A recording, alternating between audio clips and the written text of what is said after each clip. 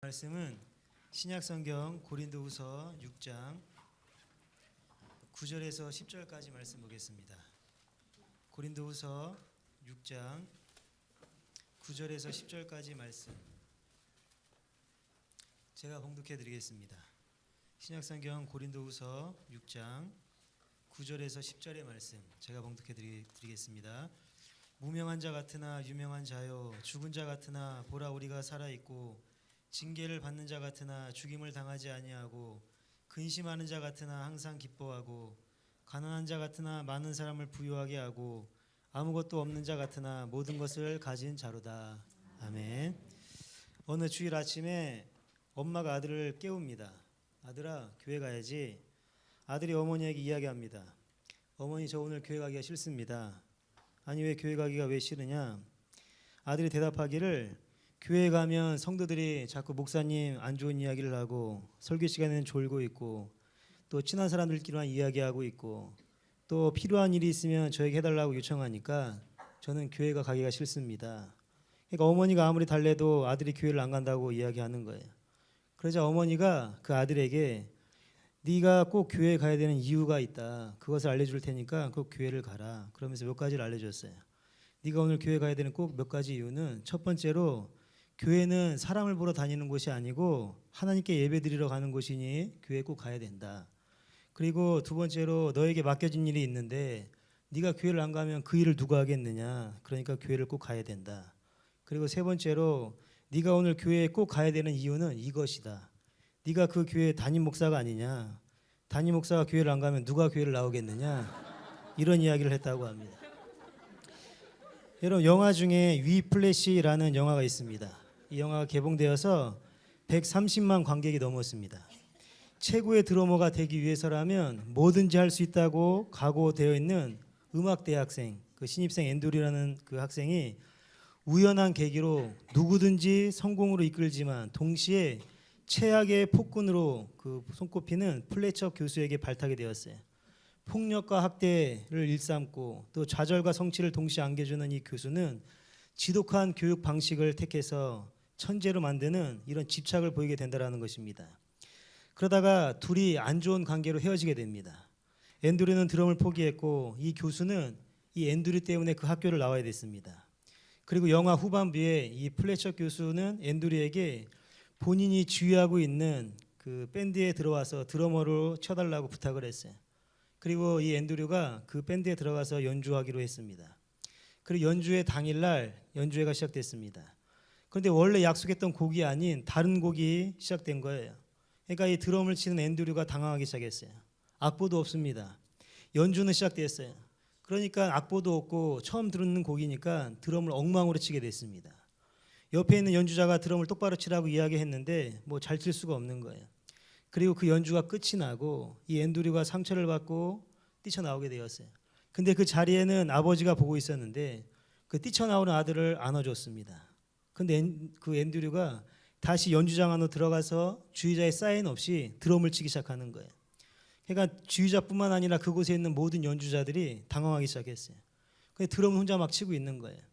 그 드럼 연주에 압도당해가지고 다른 연주자들도 그 드럼에 맞춰서 연주하기 시작했습니다. 그리고 주의자도 그 드럼 연주에 압도되어서 주의를 하기 시작하는 거예요. 그리고 그 드럼이 독주를 하고 주의자의 사인에 맞춰서 모든 악기가 클라이막스로 연주를 한 다음에 끝이 나요. 그리고 최고 결정적인 연주가 끝이 나면서 영화도 끝이 납니다. 이 영화가 인기가 있고 많은 사람들에게 감동을 주는 이유는 무엇이냐면 영화 속에 반전이 있다고 하는 것입니다.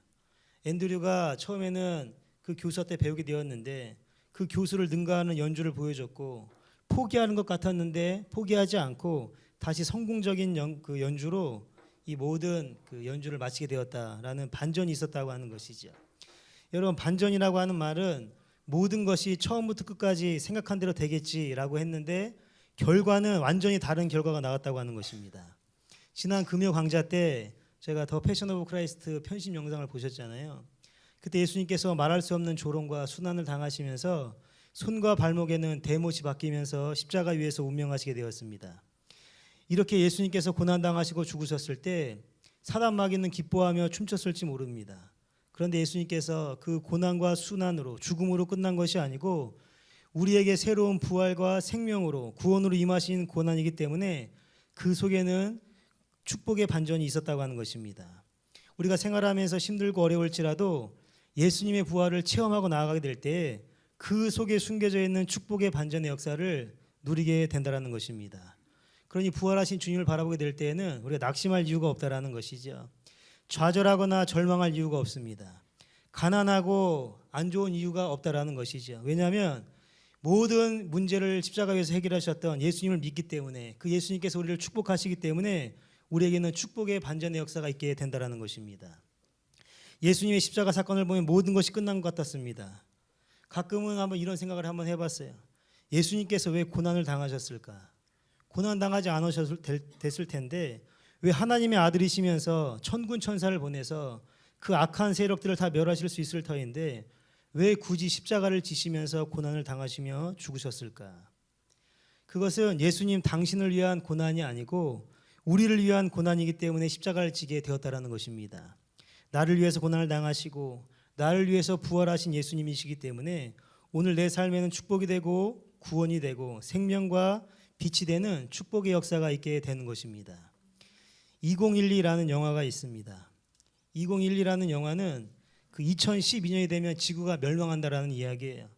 우리도 어느 기록들, 문명의 기록들을 가만히 살펴보면 어느 때에 지구가 멸망한다, 그리고 지구 최후의 날이 온다, 이런 것을 기록해 놓은 것이 있는데, 그래서 어느 때에 지구가 멸망한다라는 것을 영화로 만든 영화였습니다. 그냥 이것은 영화일 뿐이에요. 그런데 얼마 전에 이 영화를 북한에서도 상영을 했습니다. 근데 뭘 모르고 상영을 했던 모양이에요. 그래서 2012라는 영화를 보고 난 다음에 그 영화를 본 사람들이 다 잡혀갔습니다. 왜 잡혀갔냐면 2012년이 김일성 주석 탄생 100주년인데 그 100주년에 지구가 멸망한다라는 것을 본 사람들은 다 반동군자라는 거예요. 그러니까 여러분, 우리가 이 세상 살아가시면서 내가 고난당하는 것이 큰 것처럼 여겨지고 내가 가장 큰 아픔을 겪고 있다고 생각할 수가 있겠는데, 이 땅에 많은 사람들은 영화 한 편만 잘못 봐도 끌려가는 이런 시대를 살고 있는 사람들도 있다라는 거예요. 그래서 아무리 힘들고 세상이 어렵다 할지라도 부활하신 예수님을 바라보시면서 날마다 승리하며 살아가시기를 바랍니다. 가진 것이 없고 배움이 없고 몸이 아프다 할지라도 예수님 믿는 사람들은 어디를 가서든지 기죽지 말고 살아가야 되는 것입니다. 지금까지 드린 말씀은 이론적인 부분이고 실제적으로 생활을 하다 보면 기가 죽지요. 아무리 축복의 반전이 있다고 해도 잘난 사람 보면 기가 죽잖아요. 저는 가장 기가 죽을 때가 언제냐면 키가 큰 사람을 볼 때 기가 죽어요. 가끔 우리 계단에서 우리 담임 목사님을 만날 때가 있어요. 담임 목사님께서 계단을 내려가실 때 그 긴 다리를 펼치시면서 내려가시는 모습을 보면 멋진 건 둘째치고 아름답기까지 해요. 그 막 멋진 그 긴 다리를 막 펼치시면서 내려가실 때 저희는 그냥 종중거리면서 내려가잖아요. 짧으니까. 그러니까 너무나 부러운 거예요. 또 어떤 분이 좋은 차를 타고 다니시길래 제가 그분한테 차 좀 태워달라고 했어요. 너무 좋으니까. 그래서 계단을 내려가서 차를 타려고 했더니 어떤 분이 말을 시켜가지고 그 차를 못 탔어요. 그래가지고 이제 시간이 지나서 그 다음 예배 때, 저녁 예배 때 또 그분을 또 만났어요. 그래서 오늘은 차 좀 꼭 태워달라고 내려갔는데 그 만났던 사람을 또 만났어요. 말을 또 시키시는 거예요. 그래서 그 막 얘기를 막 시키니까 그 차를 못 타고 그 차가 또 지나갔어요. 마지막으로 금요 철야를 끝나고 내려갔는데 이번에는 정말 타야 되겠다 해서 내려갔는데 그분이 또 말을 시키는 거예요. 그래서 말하지 마시고 내가 꼭 차에 타야 되겠다고 해서 그분 차를 탔어요. 앞자리를. 그랬더니 우리 예송이가 막 달려와서 그 차를 탄다고 또 탔어요. 그랬더니 또 예준이까지 탄다고 해서 막 차를 타고 와서 탔어요. 그래서 그 앞자리에 우리 세 명이 타가지고 이 차가 좋은 차야 하면서 만져가지고 만지지 말라고 키스난다고 해가지고 막 그렇게 했어요. 그러니까 실질적으로 예수님이 부활하시고 뭐 기죽지 마세요 한다 할지라도 실질적으로 가면 기가 죽을 수밖에 없다라는 것이죠. 그럼에도 불구하고 기죽지 말고 부활하신 주님을 보면서 승리하는 여러분들 되시기를 바랍니다. 호주와 뉴질랜드의 인기 있는 스포츠가 럭비예요. 근데 영국의 식민지였던 나라는 통상 럭비를 좋아하고 럭비 경기를 열심히 하고 있습니다. 뉴질랜드 럭비팀이 그 경기 직전에 하카라는 의식을 행하는 거예요. 그 하카라는 것은 뉴질랜드 그 마오리족이 전투에 나가기 전에 그 상대방의 기합을 제압하기 위해서 했던 의식이었습니다. 그래서 이 럭비 경기를 하기 전에 이 선수들을 보면 그 상대방 선수들 앞에서 굉장히 다이나믹하게 익사이팅한 모습을 보이면서 그 상대방을 막 기를 죽이는 이런 의식을 치른다라는 것이죠. 마치 권투 경기를 앞둔 선수가 눈싸움을 하듯이 그 사람의 기를 죽이려고 하는 행동을 취하게 된다라는 것입니다. 어느 교회 포스터를 보니까 예수님과 함께 세상과 맞짱 들어가자라는 글을 보았습니다. 그러니까 복음을 들고 세상에 나가는데 예수님과 함께 가면 어려울 게 없다라는 거예요. 기죽을 필요가 없다라는 것입니다. 여러분, 사단 마귀가 자꾸 우리를 힘들게 하고 어려움을 주고 시험을 준다 할지라도 예수님께서 십자가 위에서 모든 것을 해결해 주셨고 오늘 부활하셨기 때문에 그 부활하신 주님을 믿는다고 하면 기죽을 일이 없고 날마다 승리하는 역사가 있게 될 줄로 믿습니다. 그래서 이 시간 성경의 인물들을 살펴보면서 예수님을 만났던 사람들이 기죽지 않고 축복의 반전의 역사들을 누렸던 사람들을 살펴보면서 우리도 날마다 승리하는 이런 삶을 살아갔으면 좋겠습니다. 첫 번째로 맹인 거지 바디메오의 기죽지 않는 신앙을 본받아야 됩니다. 마가복음 10장에 등장하고 있는 바디메오는 여리고 지역에서 굉장히 유명했던 거지였습니다. 성경은 아무나 이름을 기록하지 않는데 이 바디메오가 얼마나 유명했던지 바디메오의 아버지가 디메오라는 것까지 성경에서 기록하고 있습니다. 마가복음 10장 46절에 그들이 여리고에 이르렀더니 예수께서 제자들과 허다한 무리와 함께 여리고에 나가실 때에 디메오의 아들인 맹인 거지 바디메오가 길가에 앉았다가, 이 말씀을 보면 바디메오의 아버지의 이름이 나올 정도로 이 바디메오는 굉장히 유명했던 거지였습니다. 이 사람은 거지였어요. 구걸을 냈습니다. 그런데 성경을 보면 이 사람 맹인이었는데 얼마나 답답하고 얼마나 소망 없는 생활을 하고 있었겠습니까? 그런데 이 바디메오에게는 한 가지 확신이 있었어요. 그것은 예수님에 관한 소문을 들었습니다. 내가 예수님을 만나기만 하면 혹시 내 눈이 뜰 수 있다라는 소망을 가지고 있었다라는 거예요. 그래서 어제나 그제나 예수님께서 지나가시는 그 시간을 기다리고 있는 거예요. 그런데 예수님께서 여리고에 오셨다가 나가신다라는 소리를 듣고 그 앞에 기다리고 있다가 예수님과 그 무리들이 나가게 될 때 소리치고 있습니다.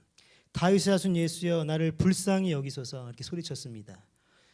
다윗의 자손이라는 말은 예수님은 그리스도이십니다라는 뜻입니다. 예수님이 구세주입니다라는 신앙의 고백이에요. 이전에 성경을 보면 예수님을 향해서 다윗의 자손이여라고 했던 그 성경 구절은 없습니다. 베드로가 마태복음 10장 10절에 주는 그리스도시요 살아계신 하나님의 아들입니다라는 고백은 있었어요. 그러니까 이 수많은 사람들이 예수님을 메시아로 생각을 하지 못했다라는 거예요. 그래서 랍비여 선생님이여라고 기록하고 있습니다. 그러니까 사람들이 예수님이 누군지를 정확하게 몰랐다라는 거예요. 그런데 이 바디메오는 정확하게 예수님이 누군지를 알고 있었어요. 다윗의 자손이여라는 말은 메시아의 칭호였습니다. 바디메오가 예수님께 나가서 다윗 자손 예수여 나를 불쌍히 여기소서 이렇게 외쳤다라는 거예요. 그때 수많은 사람들이 마가복음 10장 48절을 보니까 많은 사람이 꾸짖어 잠잠하라 하되, 예수님이 지나가신다라는 그 소리를 듣고 외치는 그 바디메오를 향하여서 떠들지 말라고 꾸짖게 되었다라는 거예요. 그런데 바디메오는 그 많은 사람들의 소리에 기죽지 않고 더 크게 소리를 지르게 되었다라는 것입니다. 다윗 자손 예수여 나를 불쌍히 여기소서라고 소리를 치게 되었습니다. 그 소리치는 예수께서 그 소리를 들으시고 바디메오에게 와서 어떻게 되었는가? 그 다음에는 성경을 보시기 바랍니다. 그 이후에는 성경 다 나와 있으니까. 중요한 것은 맹인 바디메오는 사람들이 어떠한 이야기를 한다 할지라도 기가 죽지 아니하고 흔들리지 않았던 믿음을 갖고 있었다라는 것입니다. 여러분, 우리가 가장 중요한 것이 무엇이냐면 내가 예수님을 만나려고 하는데, 내가 예배를 드리려고 하는데 세상이 뭐라고 한다 할지라도 흔들리면 안 된다라는 것입니다. 오늘날 많은 사람들이 부활하신 예수님을 믿는다고 하면서도 성령의 감동에 귀를 기울이기보다는 사람들의 말을 듣고 기죽는 사람들이 많이 있습니다. 대학을 졸업해도 취업하기가 어렵고, 또 비정규직에서 정규직으로 올라가기도 어렵고, 물가는 오르고 수입은 그대로인데 살기는 점점 어려워진다, 이런 이야기를 자꾸 하는 거예요. 이런 이야기는 예수님께서 하신 이야기가 아닙니다. 또 이런 이야기는 성경에 기록되어 있는 이야기도 아니라는 거예요. 이 이야기는 다 세상의 사람들이 이야기하는 것인데 그 말을 듣고 예수님 믿는 사람들이 기가 죽어 살아가면 안 된다라는 것입니다. 여러분, 작년에 제가 카드를 만들었는데 정규직, 비정규직 난이 있는 거예요. 저는 직업이 없어요. 무소득입니다. 그러니까 세금을 안 내니까. 그러니까 혼자는 못 만들고 가족 카드를 만들으라는 거예요. 그래서 교회 주부를 보내주고 또 교회 전화를 해가지고 확인을 한 다음에 가족 카드 하나를 발급해 주게 되었습니다. 근데 여러분 한번 생각해 보면 카드 하나도 못 만드는데 참 이 세상에 참 힘들고 어렵다 이렇게 생각할 수도 있는데, 카드가 없으면 그냥 안 쓰면 되는 거예요. 돈이 없으면 안 쓰면 되고 안 만들어주면 안 쓰면 되는 것입니다. 저희 가정에는 철칙이 있어요. 뭐냐면 절대로 누구에게 돈을 빌리지 말자. 오늘 없으면 내일도 없고 한 달 후에 갚을게. 한 달 후에 가면 더 없습니다. 그리고 한 달에 돈이 생긴다 할지라도 그걸 갚기는 더 어려운 거예요. 그러니까 지금 없으면 나중에도 없으니까 절대로 돈을 빌리지 말자. 이게 저희 철칙이에요. 그래서 없으면 없는 대로, 있으면 있는 대로 이렇게 쓰는 것이 저희 철칙인데 세상의 사람들은 없으면 무시하는 거예요. 또 갖고 있는 것이 없으면 비웃는 것입니다. 그럼에도 불구하고 우리가 기죽지 않고 살아갈 수 있는 비결이 무엇인가? 부활하신 예수님을 믿기 때문에 소망 있게 되는 것입니다. 여러분 비정규직이라도 기죽을 필요가 없다라는 거예요. 자녀들이 아직 결혼을 못했다고 할지라도 기죽지 말고 당당하게 살아가시기를 바랍니다. 자녀들이 결혼을 못하면 어디 그 동기 모임이나 가족 모임에 잘 안 가죠. 왜냐하면 자꾸 그런 걸 물어보니까. 그래서 절대 기죽지 마시고 당당하게 다니시기를 바랍니다. 몸이 아프다고 기죽지 마시고 당당하게 다니세요. 어저께도 우리 전도사님과 신방을 갔는데 이제 몸이 아파서 이제 암에 걸려서 이제 집에서 치료받는 분이 계신데 가서 기도를 해드렸어요. 절대로 아프다고 낙심하지 마시고 부정적인 이야기 하지 마시고 날마다 예수님을 부르시고 기도하세요. 이렇게 말씀을 해드렸어요. 그리고 기도하실 때 성령의 권능으로 예수님의 이름으로 모든 질병은 몸에서 분리돼서 떠나가고 강건함을 얻게 해달라고 기도를 하라고 알려드리고 왔어요. 이런 몸이 아픈다고 할지라도 어디 가서 기죽고 그러지 마시고 몸이 아파도 예수님께서 치료해 주신다는 것을 믿고 날마다 승리하며 살아가시기를 바랍니다. 오늘 우리 아이들이 교회를 못 나왔어요. 병원을 가보니까 신종플루에 걸렸다는 거예요. 그래서 큰애가 42도까지 막 올라가서 막 열이 너무 많이 났어요. 그리고 막내 아이까지 그 감기가 올랐어요. 그래서 제가 예배 끝나고 가서 이제 우리 큰애를 안고 막 기도를 해줬어요. 예수님이 어린아이 열 좀 내려주시고 치료해달라고 기도를 하고 아빠 따라해서 기도하라고 한 다음에 막 아빠 따라서 기도를 많이 했어요. 그러면 안아서 막 기도를 해줬는데 아내가 지나가면서 이야기를 하는 거예요. 아무리 아이들이 걸렸던 감기라도 어른들도 걸릴 수 있으니까 조심하라고. 그래서 지금까지 기도를 했는데 옮을 수 있다는 소리를 듣고 슬그머니 아이를 내려놓게 되더라고요. 그리고 다 제 방으로 가서 막 아빠를 부르면서 오는데 예수님한테 오지 말라고 했어요. 움직이면 안 되니까 그 자리에 누워 있으라고. 그래서 그 이후로는 우리 예송이를 안 안았습니다. 옮을까 봐. 그러니까 하물며 부모님도 그런데 여러분 감기 걸려서 콜록콜록 가면 그 세상 사람들이 뭐라고 하겠어요. 그러니까 절대로 그렇다 할지라도 기죽지 말고 당당하게 기침하면서 다니시기를 바랍니다. 세상 우리들은 바디메오처럼 큰 믿음을 더 보여야 되는 거예요. 바디메오는 거지였습니다. 맹인이었어요. 그럼에도 불구하고 이렇게 큰 믿음을 보여줬는데 우리는 얼마나 건강하고 얼마나 좋습니까? 그러니까 더 큰 믿음을 보여드리기를 바랍니다.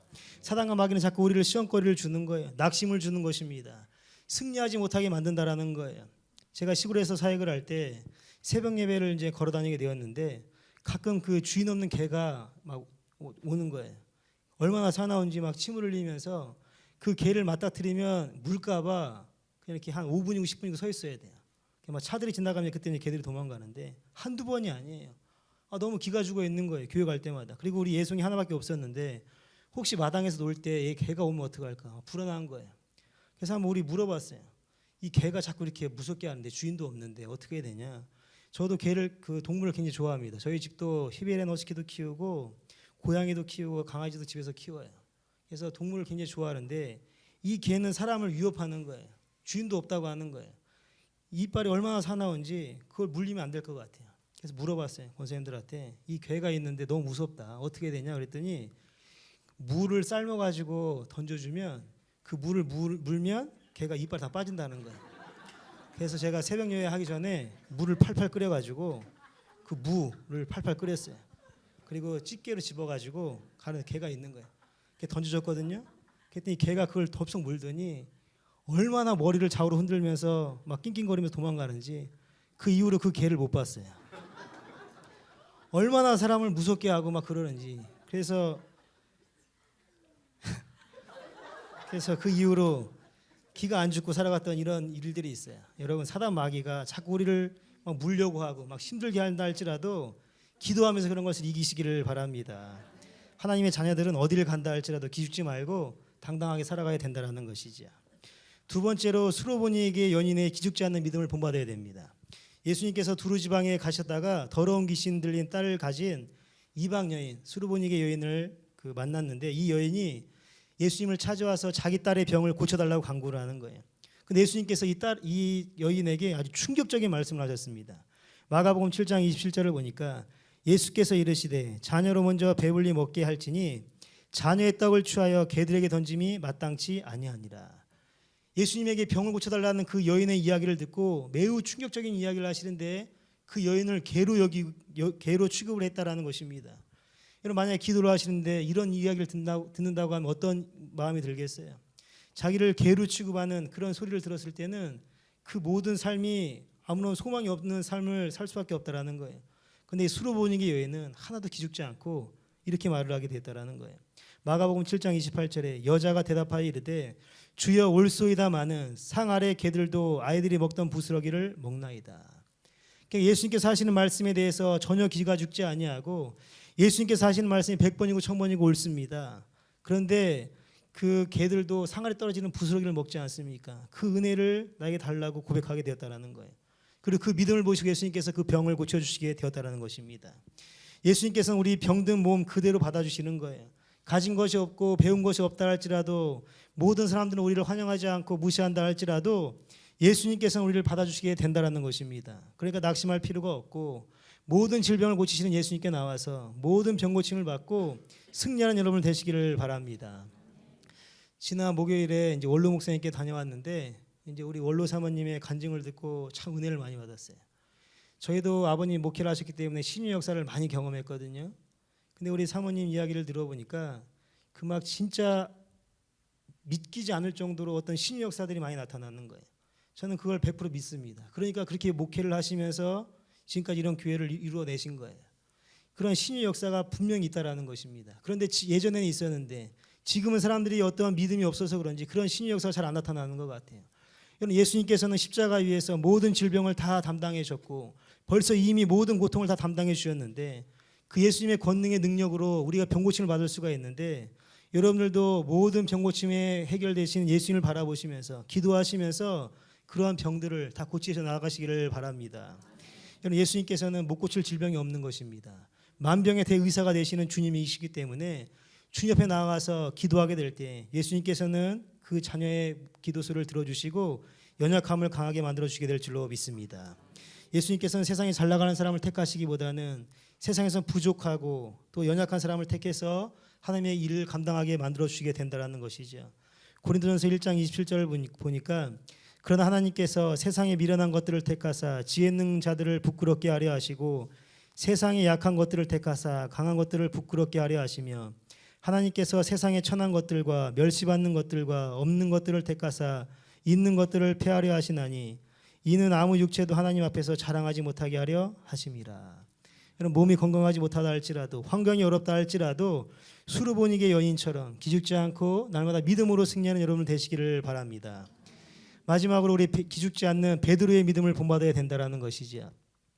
사도행전 3장 1절부터 10절까지 그 내용을 보면 성전 미문에 앉아있는 그 남에서부터 걷지 못한 자가 구걸했을 때 베드로가 했던 이야기가 있습니다. 사도행전 3장 6절에 베드로가 이르되 은과 금은 내게 없거니와 내게 있는 이것을 내게 주노니 나사렛 예수 이름으로 일어나 걸으라 하고. 여러분, 이 말씀을 가만히 보면서 가장 멋진 말이 무엇인가 한번 생각을 해봤더니 나사렛 예수 이름으로 걸어라 이 말보다 저에게는 은과 금은 없거니와가 더 멋진 말이라고 생각을 합니다. 왜냐하면 베드로는 정말 없었습니다. 없으면 가만히 있어야 되는데 은과 금이 없으면 가만히 있어야 되는데 그 베드로에게는 예수님으로 충만했고 성령으로 충만했기 때문에 어딜 가든지 기죽지 아니하고 능력의 삶을 살게 되었다라는 것입니다. 우리가 없을 때는 거지들보다 더 없습니다. 온양했을 때 어떤 그 아줌마가 매일 찾아와서 도와달라고 해요.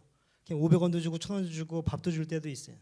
그런데 그 동네 사람들이 돈을 바꿀 때 그 거지 아줌마한테 가서 돈을 바꾸는 거예요. 그럼 그 아줌마가 돈을 바꿔줄 때는 돈을 한 뭉치씩 꺼내고 바꿔줍니다. 그러니까 나와 돈이 더 많다라는 거예요. 그러니까 우리가 없을 때는 정말 거지보다 돈이 더 없다라는 거예요. 근데 베드로도 정말 없었거든요. 그런데 성령으로 충만했던 베드로는 어딜 가든지 은과 금이 없어도 당당하게 예수님의 말씀을 선포하게 되었다라는 것입니다.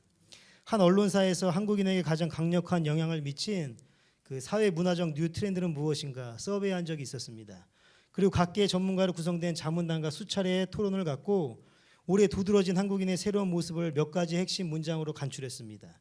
그 중에 한 해를 관통한 핵심 문장은 월급은 88만 원, 그래도 기죽지 않는다였어요. 최저임금이 88만 원인데 많은 청년들이 그 월급을 받아도 기죽지 않고 살아가기 때문에 대한민국엔 소망이 있다, 이런 트렌드를 발표한 적이 있습니다. 여러분, 저임금이 있다 할지라도, 취업이 불안하다 할지라도, 병마로 시달린다 할지라도 기죽지 않고 살아가게 될 때, 성령으로 충만하게 될 때 승리할 수 있게 되는 것입니다. 예수님을 믿고 성령으로 충만했던 청년이 있었습니다. 공부는 잘 못했는데 언제나 역동적으로 착하고 선한 일을 많이 했습니다. 또 이 한 친구는 예수님은 믿지 않았는데 똑똑했습니다. 항상 책상에서 공부를 했고 계산하면서 머리 쓰는 일에 탁월한 실력을 발휘했어요. 이 두 청년이 아프리카로 봉사활동을 갔습니다. 그러다가 초원에서 길을 잃고 헤매는 사자를 만나게 되었어요. 두 청년이 모두 긴장했습니다. 그러다 성령으로 충만했던 그 청년은 그 사자를 발견하고 고개를 숙이면서 신발끈을 고쳐매기 시작했습니다. 그러자 머리 좋은 친구가 말을 하는 거예요. 쓸데없는 짓 하지 마. 뛰어봤자 우린 다 죽어. 사자는 우리보다 훨씬 빨라. 사자의 최고 속도는 시속 60km. 한 번 뛰면 12m. 높이는 3.6m나 돼. 지금 우리가 뛰어도 100m도 못 가서 사자에게 물려 죽어. 그러자 무슨 일을 당해도 담대한 성령 충만한 청년은 계속해서 신발끈을 묶고 있습니다. 그러면서 이야기하는 거예요. 알아. 그런데 네가 한 가지 모르는 것이 있어. 지금 내가 너보다 빨리 뛰면 나는 살아 하고 달려가서 지금도 열심히 살고 있다고 합니다. 여러분, 성령으로 충만하면 아무리 우는 사자가 대적하고 찾아온다 할지라도 겁내지 않고 승리할 수가 있게 되는 것입니다. 베드로전서 5장 8절에 보니까 근신하라 깨어라 너희 대적 마귀가 우는 사자같이 돌아다니며 삼킬 차를 찾나니. 여러분, 우리가 성령으로 충만하고 있으면 악한 마귀 온다 할지라도 겁내지 아니하고 기죽지 않고 담대히 승리할 수가 있게 되는 것입니다. 베드로와 요한은 가진 것이 없었습니다. 그런데 능력이 있었어요. 그러니까 가진 것이 없었기 때문에 하나님께서 그들을 사용하지 않는 것이 아니고 예수로 충만했고 성령으로 충만하니까 은과 금은 없어도 그 안에 성령으로 충만하니까 모든 일을 능히 해낼 수가 있게 되었다는 것입니다. 우리가 이 세상 살아가시면서 돈이 없다 할지라도 절대로 기죽지 마시고, 좀 못 배웠다 할지라도 절대로 기죽지 마시고, 날마다 주님 붙들고 부활하신 주님을 바라보면서 승리하는 여러분 되시기를 바랍니다. 영국의 한 사업가가 무일푼일 때 지금도 생존해 있습니다. 하나님께 기도했어요. 하나님, 나를 100만 장자로 만들어 주시면 내 소유의 절반을 하나님께 드리겠습니다. 오래전에 기도했어요. 그런데 그 기도를 드릴 때 누구도 그 옆에 있지 않았습니다. 그냥 혼자 힘들고 어려울 때 하나님께 소원한 거예요. 알버트 구베이스라는 영국 사람인데 이 사람이 진짜 부자가 되었습니다. 2010년 3월 23일 영국 일간 데일리 메일 그 기사에 보면 이 알버트 구베이스라는 사람이 90세가 넘었는데 100만 장자가 되었어요. 100만 장자 정도가 아니라 억만 장자가 되었습니다. 그래서 2010년 3월 23일 날 재산의 절반, 우리 돈으로 8,200억을 내놨습니다.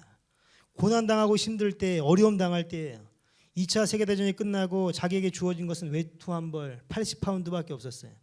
우리나라 돈으로 따지면 10만 원 조금 넘는 돈인데 아무런 미래도 없고 소망도 없고 꿈도 보이지 않을 때, 힘들고 어려울 때 하나님께 기도한 것이었습니다. 그런데 하나님께서 그 기도를 들어주게 되었다는 것이죠.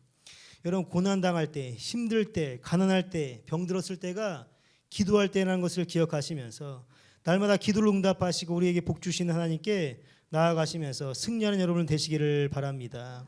하나님께서 이미 모든 고난을 십자가에서 해결해 주셨습니다. 여러분, 고난이 다가오고 힘들고 어려운 일이 있다 할지라도 분내지 마시고 원통이 하지 마시고 기도하시면서 나가시기를 바랍니다. 여러분, 어려운 가정이 있게 될 때에는 여러분 그 어려운 일에 눌리지 마시고 그 무게에 눌리지 마시고 교구 전도사님들 초청해서 예배를 드리시기 바랍니다. 그리고 돈이 없고 좀 형편이 안 좋아도 정성껏 준비해서 대접하시길 바랍니다. 그리고 너무 잘 대접했다, 준비했다 그러면 부목사도 초청하시기를 바랍니다. 제가 기도를 해드릴게요. 예전에 어느 가정에 신방을 갔어요. 가난한 집이었습니다. 신방을 해달라고 해서 갔는데 신방 받을 만한 준비가 안 돼 있어요. 머리는 나간 여자같이 하고 있고 양발은 안 신고 있고 청소도 안 하고 있어요. 그리고 워낙 못 사니까 이해는 되는 거예요. 그 예배가 끝났습니다. 그런데 아무것도 대접하지 못해서 어떡하냐고 그러는 거예요. 그래서 괜찮다고 물이나 한 잔 달라고 그래서 물을 이제 한 잔씩 먹었어요. 그게 기도는 해줘야 되니까 이 가정에 복을 내려주시되 대접하는 손길 1000만 배로 갚아달라고 기도를 했어요. 그리고 세월이 흘러서 여름이 됐습니다. 정말 이 가정에 1000만 배의 복이 임했어요. 홍수가 났는데 이 가정에 물이 막 다 들어가가지고 난리가 난 거예요. 그 물 한 컵 대접했는데 그걸 1000만 배로 갚아달라고 했더니 정말 하나님께서 막 그 홍수로 그 가정에 막 들어가게 하신 거예요. 그리고 얼마 후에 그 교회에 사임하게 되었습니다. 여러분, 우리가 고난당하면 아무것도 안 보일 수도 있어요. 어려울 수도 있습니다. 근데 그 어려운 것만 바라보지 마시고 축복 주실 것을 한번 기대해 보시는 거예요. 그래서 어렵다고 자꾸만 말하지 마시고 하나님께서 복 주실 것이라고, 잘 될 것이라고 자꾸 기대하게 되면 언젠가는 그 기도를 통하여서 여러분들의 축복된 삶을 살아가게 될 줄로 믿습니다. 여러분, 우리가 고난당하고 어려울 때 우리 자신을 보면 참 벌레 같잖아요. 아무것도 아닌 연약한 존재 같잖아요. 근데 그 애벌레 보셨죠? 애벌레가 아무것도 아닌 것 같은데 그 애벌레가 자라나서 뭐가 되죠? 나비가 되는 거예요. 날개를 피면서 하늘을 나르면서 아름다운 모습을 뽐내게 되는 것입니다. 지금 어렵고 힘들다 할지라도 언젠가 여러분들께서 하나님께서 복을 내려주시고 힘들고 어려운 것을 다 제거해 주시고 부활하신 주님께서 여러분들 한번 붙들어 주시면 승리하는 인생 된다는 것을 기억하시면서 날마다 반전이 있다는 것을 기억하시면서 승리하는 여러분 되시기를 바랍니다. 시편 140편 12절을 보니까 내가 알거니와 여호와는 고난당하는 자를 변호해 주시며 궁핍한 자에게 정의를 베푸시리이다. 날마다 부활하신 주님과 동행하시면서 승리하고 세상에 지배당하지 마시고 날마다 주님의 영광 가운데 승리하고 복된 삶 살아가시기를 주님의 이름으로 축원드립니다. 기도하겠습니다. 전능하신 하나님 아버지, 감사합니다. 날마다 부활의 주님을 바라보게 하시고 고난과 어려움이 있다 할지라도 그 고난 가운데 축복을 주시는 예수님을 바라보면서 날마다 승리하며 형통한 길 걸어갈 수 있는 우리 믿음의 서북교회 성도들 다 될 수 있도록 축복하여 주옵소서. 예수님 이름으로 기도하옵나이다. 아멘. 우리 찬송가 88장 부르겠습니다.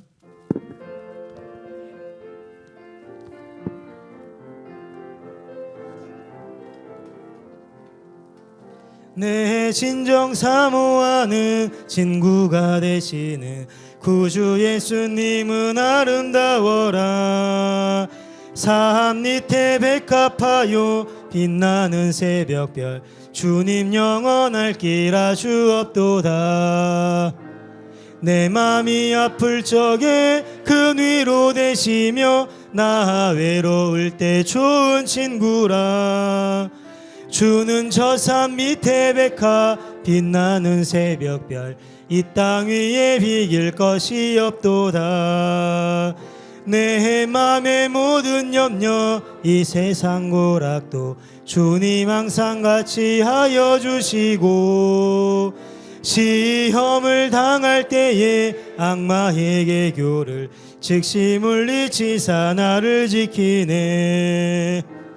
온 세상 날 버려도 주 예수 안 버려 끝까지 나를 돌아보시니 주는 저 산 밑에 백합 빛나는 새벽별 이 땅 위에 비길 것이 없도다. 내 맘을 다하여서 주님을 따르며 길이 길이 나를 사랑하리니 물불이 두렵지 않고 창검도 겁없네.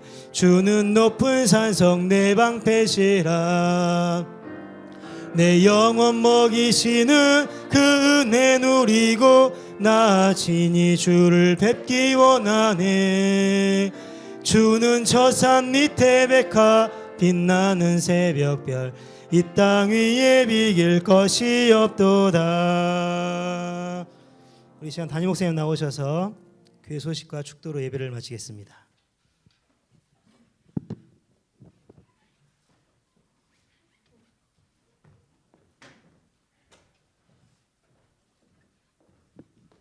광고 말씀드리도록 하겠습니다. 이번 주 수요예배 특성은 6교구 금요강좌는 5 남선교회가 되겠습니다. 다음 주 4부 예배는 권사회 헌신 예배로 드립니다. 사랑의 반찬 나눔 수요일 날 있습니다. 목요일은 목요 전도가 있습니다. 이번 주 목요일에는 남선교회 조찬 기도의 모임입니다. 남자 성도님들 참여해 주시고 4월 20일부터는 충계 말씀 사경이 있습니다. 많이들 기도로 준비해 주시기 바랍니다. 유치부 아나바다 화자에 많이들 협조해 주시면 감사하겠습니다. 기도하고 마치도록 하겠습니다. 하나님 아버지 감사합니다. 주께서 저희들 담대한 믿음으로 기죽지 아니하고 하나님께 영광 돌릴 수 있는 이 땅에서 하나님 자녀로서 당당한